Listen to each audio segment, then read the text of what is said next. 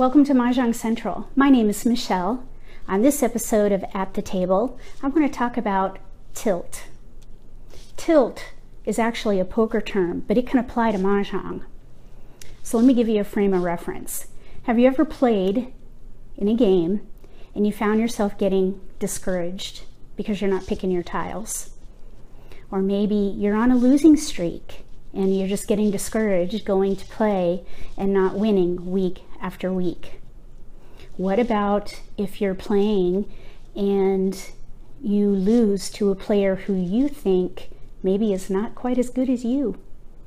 Or maybe you're ready to win on a pair hand and somebody wins on a hand that's pretty simple, like a 25-pointer. Do you find that you get angry? That's being on tilt.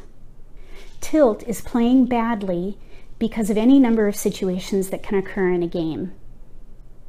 Any of these situations that come up in a game can cause a player to lose control and go on tilt. Mahjong, like poker, is a decision-making game that requires intelligence and critical thinking.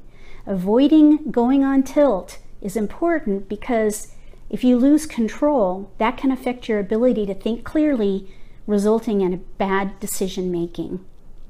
If you want to become a better Mahjong player, one of the things that you can do is learn to control yourself during a game. If you look at tilt as a spectrum, you can learn to identify your triggers and come up with a strategy to help redirect you from tilt back to control.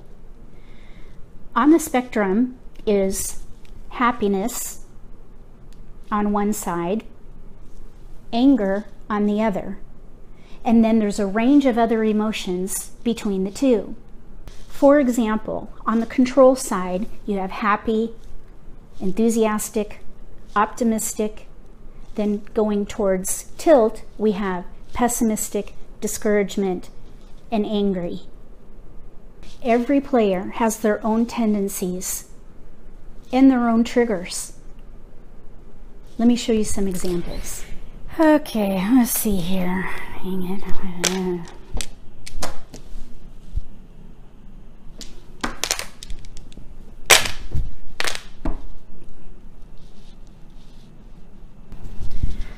Oh my gosh, I went the wrong way again. Dang it.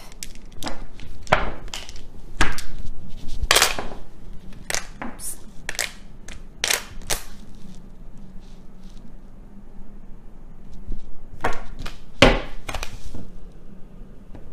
Any day.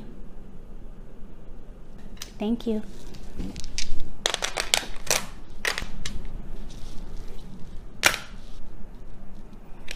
North.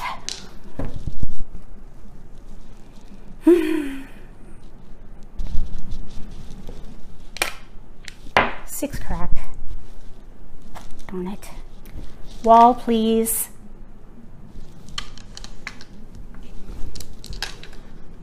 Thank you. 3 bam.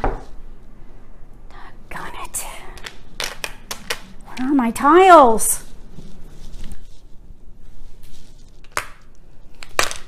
Five dot.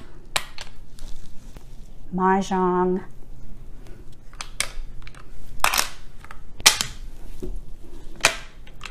$25 and $50.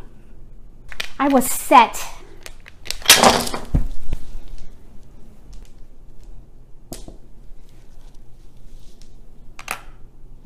East. Mahjong. 25 and 50. Dang it. I was ready on a pair hand. Look at this. Look at this beautiful hand. All I needed was a 6 dot. Where's my 6 dot? There it is. That's all I needed. What do I owe you? 2 crack. What is up with all these wall games? Jeez.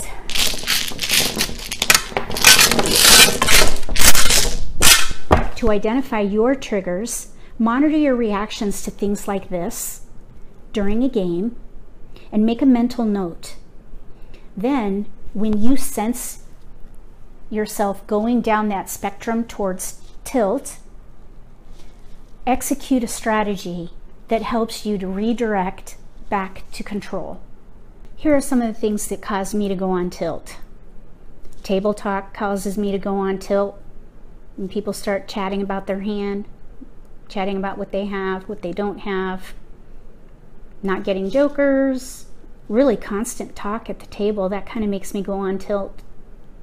Complaining not just about the game, but about the room or the air or the food or what have you. Just complaining in general sometimes puts me on tilt.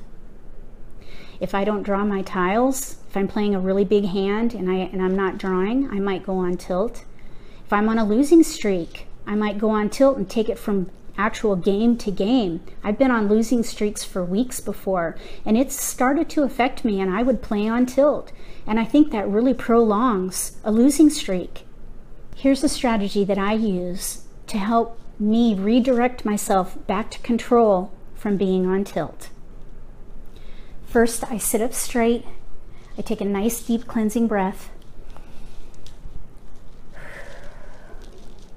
Then I tell myself, every hand is a journey. Followed by, enjoy the journey. This does a couple things for me. First, the cleansing breath just brings oxygen into my body and refreshes my mind. So I actually do that often while I play. Just get some good oxygen, refresh your mind.